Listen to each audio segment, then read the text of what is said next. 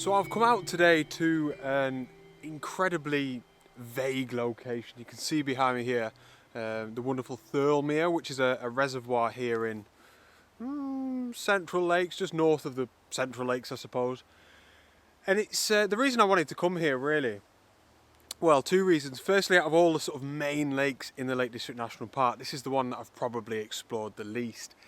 Secondly, I've had a one-to-one this morning, so I thought, well, I might as well come out with my camera, take a few snaps, do a little video whilst I'm already here in the middle of the lakes. So that's what I'm doing. But yeah, I've always wanted to explore around this particular lake or reservoir. It has got a kind of loop track all the way around, and then there's a lot of sort of fells that surround it as well. That I've been up to a few of the fells, sorry, but I've never really explored down by the lakeshore. I might still get up to some of the hills, I'm not too sure. But yeah, honestly, it's one of them photography adventures, I'm sure you have been there, where I've just picked an incredibly vague location. I don't really know what I'm going to do. I haven't really got a plan. But I think for the most part, that's usually a good thing, you know. Anyway, straight into a bit of photography this morning, and incredibly unlike me, handheld. But I've come around this sort of bend here whilst I'm on the sort of lakeshore path, one of the paths. And I've just been kind of greeted off in the distance by this kind of row or collection of real sort of autumnal trees. I think this is just my autumn excitement coming out a little bit. So I'm taking a shot that's probably a little bit abstract. I'm zoomed in with the 55 to 300 at about 150 mil. And I've actually, again, this is incredibly unlike me, I've just got the camera on aperture priority mode, as you can see there, not on manual. Just because there's no point, I don't need it on manual. So I wanted to make sure that I was shooting at f9 because there's a few rows of trees and I don't want there to be too much of a bokeh effect, but it's all about that sort of row of autumnal trees, beautiful reds and yellows, and still a lot of those sort of late summer greens as well. And I think another thing that really sort of caught my eye was the blackness of all the trunks and the branches from what we can see down here anyway. But yeah, pretty abstract. We've got a few different layers, but they're kind of across the center of the composition, and decent one to start off the day.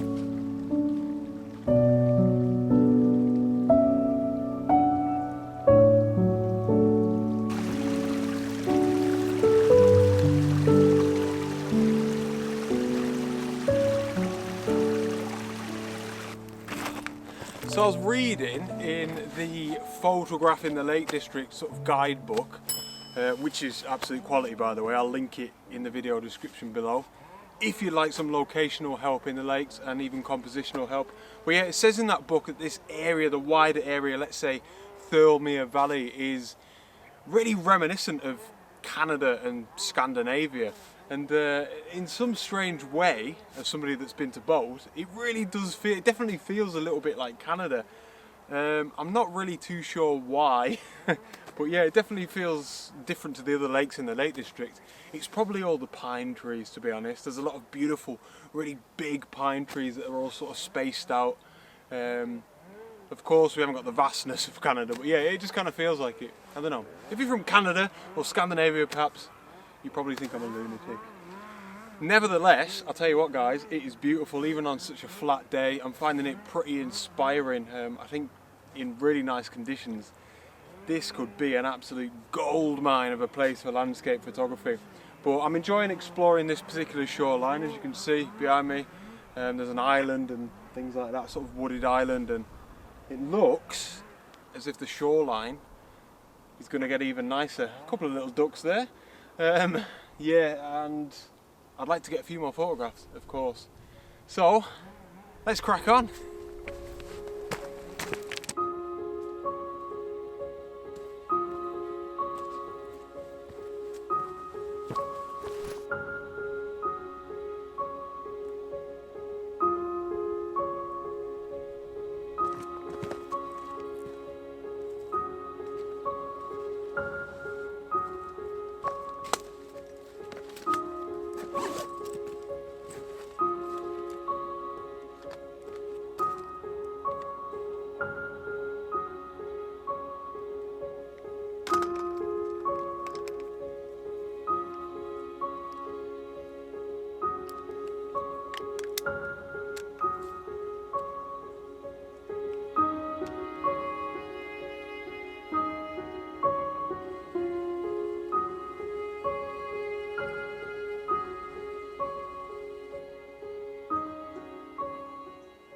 So on this one-to-one workshop that I said I had this morning with a gentleman called Phil, thank you very much again, Phil, if you're watching this, we were talking about the sky and how much of an effect it can have on a final photograph. But what we were specifically talking about was an overcast sky and what that means. And this is something that I thought I'd share with you guys, because I think when I first started out in landscape photography, people would always say that, oh look, there's loads of detail in the sky. I'd never really understand what that meant, because to me it just kind of looked overcast. But what I've learned is that there's two real different types of overcast sky. You get your normal bog standard, really flat, lifeless overcast sky when it's just a canvas. But then you also get it like it is today, when yes, it's overcast. I've already said earlier on in this video that we haven't got any light, but there is detail in the sky, and what that means basically is that there's clouds.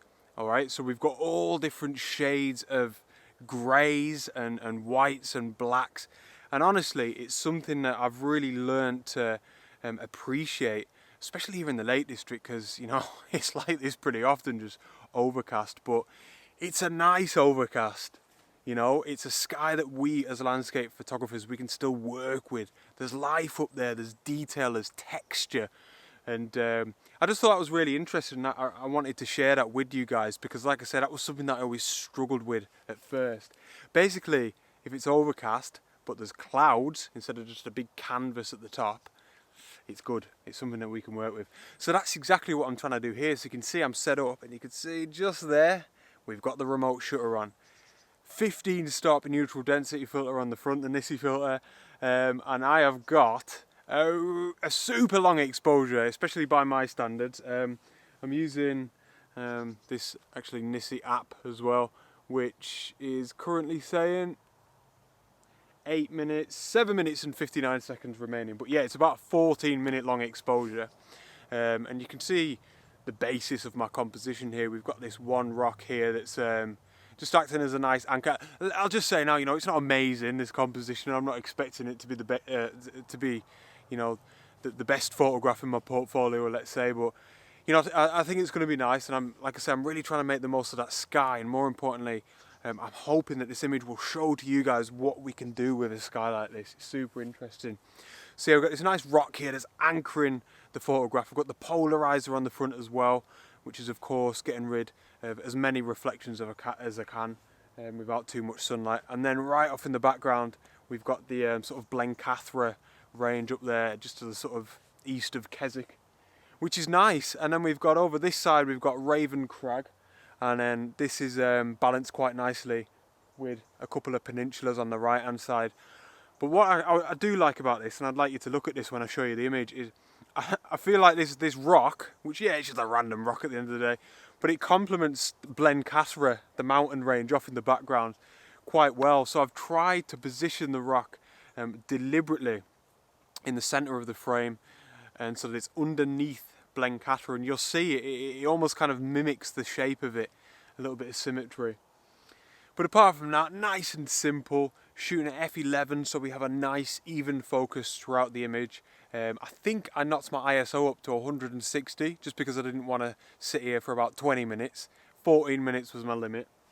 And yeah, 6 minutes and 19, 18, 6 minutes and 20 seconds or so left of the long exposure, and hopefully this one turns out alright. And I'll tell you what, even though I'm still a little bit tired, I'd like to get one more image, so I'm going to keep exploring the shoreline.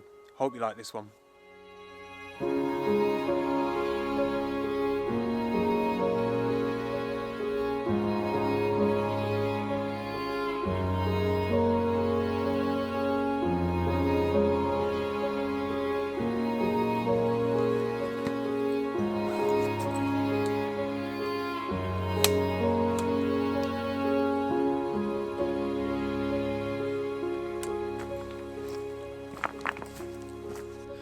So I'm actually back up on the road here that you can see. It still runs parallel to the western shores of Thirlmere down there. And what I wanted to do was actually go up this sort of slope here. There's a trail that runs up there somewhere, which would have given us a beautiful view down the Thirlmere Valley, which I was kind of hoping for that really, something a little bit different than being down in the shores. But guys, I regret to inform you that I'm tired. I think sometimes my enthusiasm and my energy kind of gets the better of me in a way, and I feel like I can just do landscape photography for the rest of the day. But I've done loads of walking recently. I've had loads of one-to-ones, which is fantastic. You know, it's a huge positive. It's really encouraging. And for anybody that's booked one recently, thank you so much. It's been an absolute blast. But yeah, I'm a bit tired. My legs are telling me no, unfortunately. So I'm gonna go home. But a couple of decent photographs, and of course a wonderful little adventure.